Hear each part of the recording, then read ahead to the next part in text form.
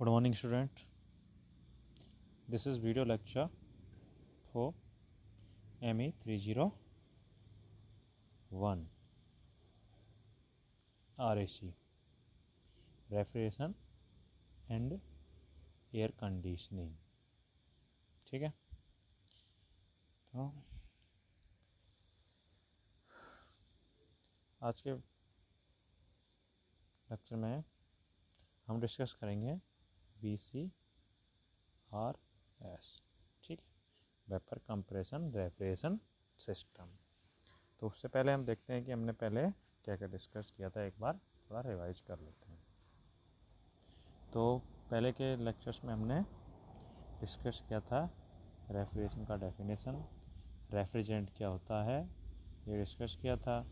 उसके बाद में हमने रिवर्स कार्नोट साइकिल भी डिस्कस किया था। ठीक है, रिवर्स कार्नोट साइकिल के बारे में हमने डिस्कशन किया था। ठीक है, उसके बाद हमने COP डिस्कस किया था, रिवर्स कार्नोट साइकिल। ठीक है, इतना हमने डिस्कस किया हुआ है। ठीक है, तो आज हम डिस्कस करेंगे VCRS के बारे में। ठीक है, VCRS का फुल फॉर्म होता है vapour compression refrigeration system. Vapour compression refrigeration system. ठीक है, तो इसका हम देखते हैं कि वेपर कंप्रेशन रेफ्रिजरेशन सिस्टम से हम क्या समझते हैं। ठीक है, बेसिक कॉन्सेप्ट इसका क्या है। ठीक है, तो वेपर कंप्रेशन रेफ्रिजरेशन सिस्टम में essentially vapor compression refrigeration system is a system that uses liquid refrigerant। इसमें क्या यूज़ करते हैं, लिक्विड रेफ्रिजरेंट यूज़ करते हैं। इन ए क्लोज सिस्टम में लिक्विड रेफ्रिजरेंट यूज़ करते हैं which circulates the refrigerant through 4 stage in which it is alternately compressed and expand. ठीक है, changing it from liquid to vapour. ठीक है, तो जैसे हमें पता चल रहा है VCRS नाम से, VCRS नाम से। ठीक है, वेपर कंप्रेशन रेफ्रिजरेशन सिस्टम। ठीक है, तो हम लिक्विड रेफ्रिजरेंट यूज़ करते हैं, वो लिक्विड से वेपर में चेंज होता है, उसको वेपर को कंप्रेस करते हैं। ठीक है, तो इतना हमें पता चल गया। ठीक है, आगे बढ़ते हैं हम। Compressed and expanded, changing it from liquid to vapour. As this changes happens, heat is either absorbed or expelled by the system। Heat या तो एब्जॉर्ब होगी या हीट सिस्टम के द्वारा छोड़ी जाएगी या ऑब्जर्व की जाएगी या एक्सपेल की जाएगी। ठीक है, resulting it in change in temperature of the surrounding air. Surrounding air का टेम्परेचर चेंज होगा, that is passing over the unit component. ठीक है, और आगे नियरली, हाँ ठीक है, इतना ही बहुत है। तो बेसिक कॉन्सेप्ट क्या है VCRS का आपका, VCRS में हम एक लिक्विड रेफ्रिजरेंट यूज करते हैं, उसका फेस चेंज होता है। ठीक है, इसको इसलिए है VCRS। ठीक है, अब देखते हैं ये आपका फर्स्ट डायग्राम को पूरा कर लेते हैं। ठीक है, तो इसमें हाँ ये आपका VCRS का ये आपका डायग्राम है। ठीक है, ये आपका डायग्राम। तो VCRS में होता क्या है देखते हैं। तो मान लेते हैं हम कि ये आपका कोल्ड रेफ्रिजरेटर स्पेस है। ठीक है, जिसका आपको टेम्परेचर लो रखना है। ठीक है, अगर इसका आपको टेम्परेचर लो रखना है तो आप क्या करोगे, इससे हीट को निकालोगे। हीट निकालोगे जब भी तो लो टेम्परेचर होगा, तो QL आपकी हीट इससे निकालेगी। ये मान लेते हैं ये आपका। ठीक है, तो हम क्या करते हैं VCRS सिस्टम में होता क्या है कि आपका ये आपको लो टेम्परेचर मेंटेन करके रखना है, ये आपका स्पेस है। ठीक है, तो ये आपका VCRS सिस्टम है, पूरा कंप्लीट VCRS सिस्टम है। इसमें क्या होता है, 4 कंपोनेंट है आपके, evaporator and compressor and condenser and expansion valve. ठीक है, ये आपके 4 कंपोनेंट हैं, इनके नाम अच्छे से याद रखना है। एवापोरेटर एवापोरेटर एवापोरेटर हो गया एक आपका, एक हो गया कंप्रेसर हो गया, एक हो गया कंडेंसर हो गया, एक एक्सपेंशन वाल्व हो गया। ठीक है, तो ये क्या क्या करते हैं, एक चीज़ को हम इनको सारे कंपोनेंट को एक बार देखेंगे। तो सबसे पहले देखते हैं कि होता क्या है।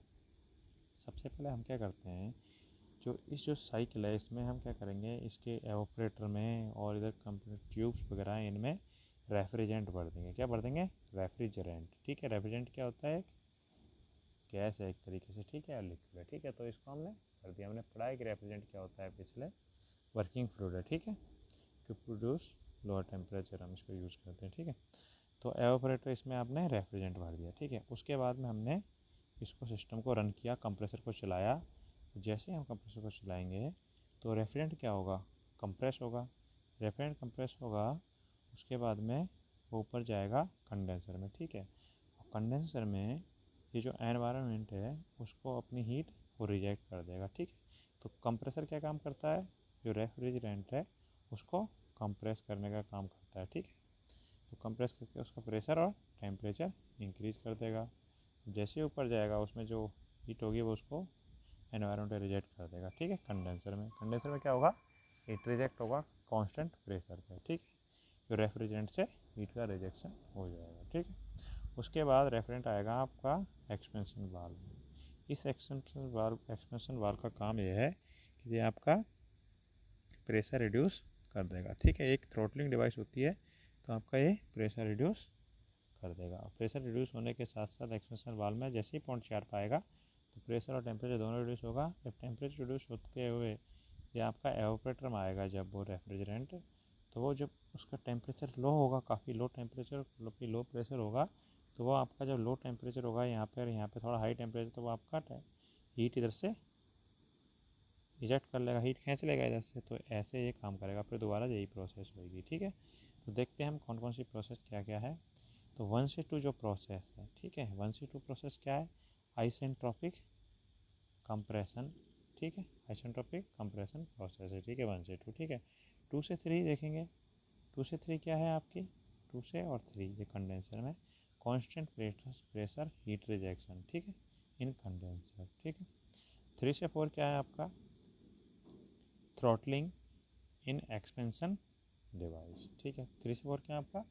थ्रॉटलिंग हो रही है एक्सपेंशन डिवाइस में, ठीक है। इसमें आपका क्या होगा कि इसमें आपका प्रेशर और टेम्परेचर रिड्यूस होगा, ठीक है। और 4 to 1 क्या है आपका? Constant pressure heat absorption in evaporator. Constant pressure पे हीट एब्जॉर्ब हो रही है एवापोरेटर में, ये आपका है 4 to 1 प्रोसेस, ठीक है। अब इसी प्रोसेस को हम टीएस डायग्राम में देखते हैं, ठीक है।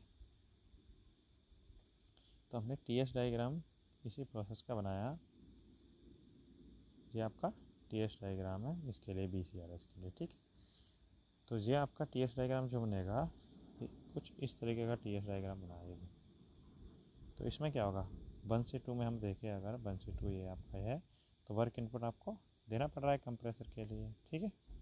उसके बाद में 2 से 3 देखेंगे हम, तो आपका हीट रिजेक्ट हो रहा है, ये आपका कंडेंसर है 2 से ये वाला, ठीक है। 3 से 4 आपका क्या है? थ्रोटलिंग डिवाइस है, ठीक है। और 4 to 1 आपका फिर क्या है? एवापोरेटर। तो जो प्रोसेस है इसमें ध्यान रखने वाली बात जो है वो ये है कि आपका ये प्रोसेस 2 से 3 और 4 to 1 ये आपका कांस्टेंट प्रेशर पे हो रहा है, ठीक है। और ये आपका 1 से 2 आइसेंट्रोपिक प्रोसेस है, ठीक है। तो आपका ये टीएस डायग्राम ये हो गया, ठीक।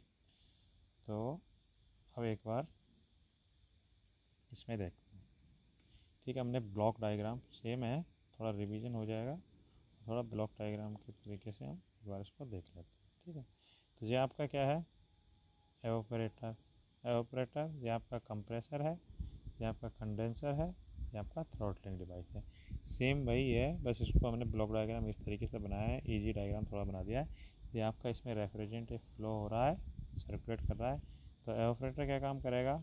वो हीट को एब्जॉर्ब करेगा कांस्टेंट प्रेशर पे। ये रेफ्रिजरेंट इधर से जाएगा, इधर गया, ऐसे गया, उसके बाद में कंप्रेसर में रेफ्रिजरेंट आया और कंप्रेसर ने उसका क्या किया? कंप्रेस किया रेफ्रिजरेंट को। उसके बाद रेफ्रिजरेंट गया कंडेंसर में, और जो एक्स्ट्रा हीट है जो एनवायरनमेंट में रिएक्ट कर दी उसने, रेफ्रिजरेंट ने, ठीक है।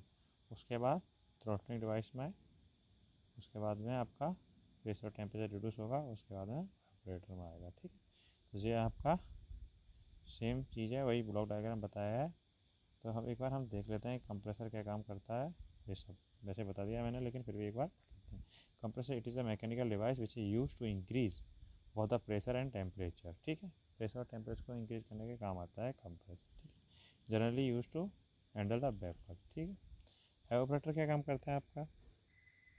It is a type of heat exchanger in which heat is absorb by the refrigerant at constant pressure. Evaporator क्या करता है? कांस्टेंट प्रेशर पे हीट को एब्जॉर्ब करता है। ठीक है, एवापोरेटर में रेफ्रिजरेंट कांस्टेंट प्रेशर पे हीट को एब्जॉर्ब करता है। ठीक है, कंडेंसर में क्या होता है?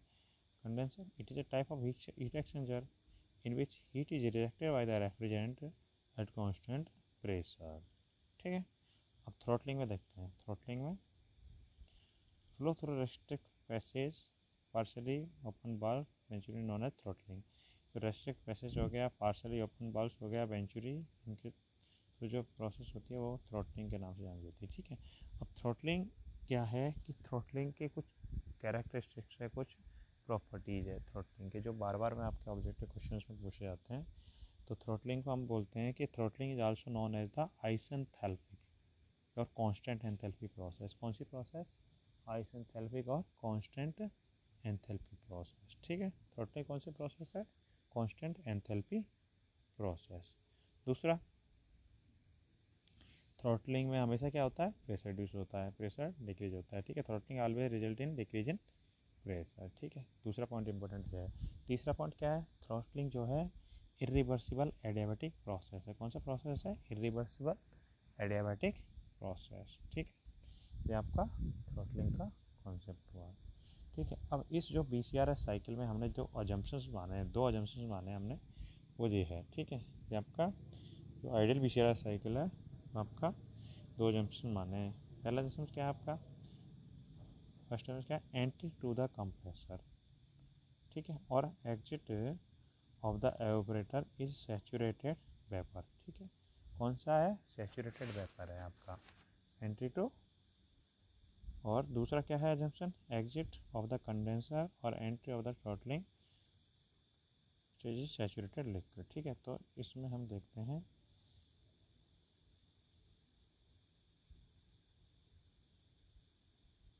ये आपका अजम्पशन, पहला अजम्पशन है हमारा ये आपका जो entry to the compressor, entry to the compressor, entry to the compressor point 1 है, और exit to the evaporator is saturated vapour. मतलब ये बन वाले पॉइंट की बात हो रही है कि यहाँ पे ये सैचुरेटेड वेपर है। ठीक है, ये वाली लाइन है, सैचुरेटेड वेपर का मतलब ये वाली लाइन है। ठीक है, और दूसरा जो अजम्पशन हमने माना है वो हमने माना है कि जो कंडेंसर